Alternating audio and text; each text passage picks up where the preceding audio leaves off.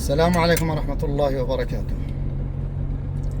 الحوثيون خلال هذه الأيام يستعدون لإقامة الحفل بمناسبة المولد النبوي الشريف. طبعا الشعب اليمني الناس صحوا من الجوع من الفقر، والحوثيين الآن يطالبونهم بدعم إقامة هذه الفعالية. تخيلوا عندما يمروا على التجار بالكامل في كل المحافظات الذي يسيطر عليها، وفي المديريات وفي القرى وفي الأرياف، حتى المواطنين، حتى المرأة العاجز الذي ما بيش معها إلا غنمة يطلبوا منها أنها تدعم الفعالية حقهم. هذه الفعالية التي هي في الأساس مورد لهم لنهب أموال اليمنيين.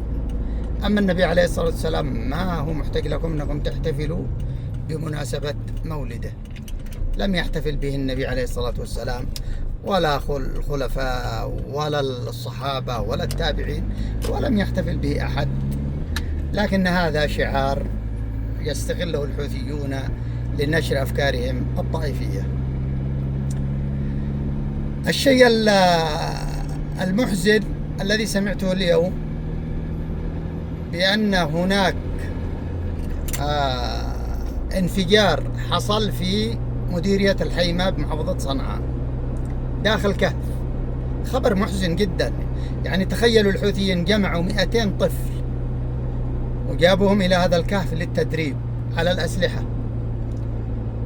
فحصل انفجار في هذا الكهف وحريق. تخيلوا كم عدد الذين قتلوا أو أصيبوا بجروح. يعني كارثة. ولهذا احنا نقول للآباء في مناطق سيطرة الحوثيين: حافظوا على أنفسكم، حافظوا على أبنائكم، ابقوا في بيوتكم، اتركوا الحوثيين، تخلوا عن هذه الحركة الإرهابية، هذه الحركة السلالية العنصرية الذين لم يأتوا لليمن إلا بكل شر. اجلسوا في بيوتكم. الحوثي لن يحكم اليمن، والله ما يحكم اليمن، مستحيل أن يقبل به اليمنيون.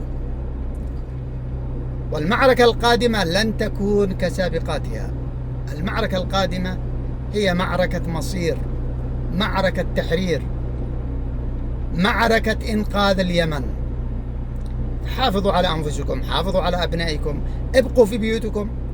المعركة القادمة معركة مع ميليشيا الحوثي وليست معكم، مع الميليشيا الإرهابية السلالية العنصرية.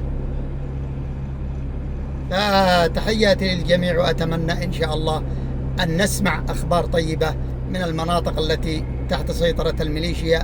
وقد سمعنا خلال الفترة الماضية بأن هناك المئات من الذين انسحبوا من جبهات القتال وعادوا إلى بيوتهم. تحياتي للجميع، والسلام عليكم ورحمة الله وبركاته.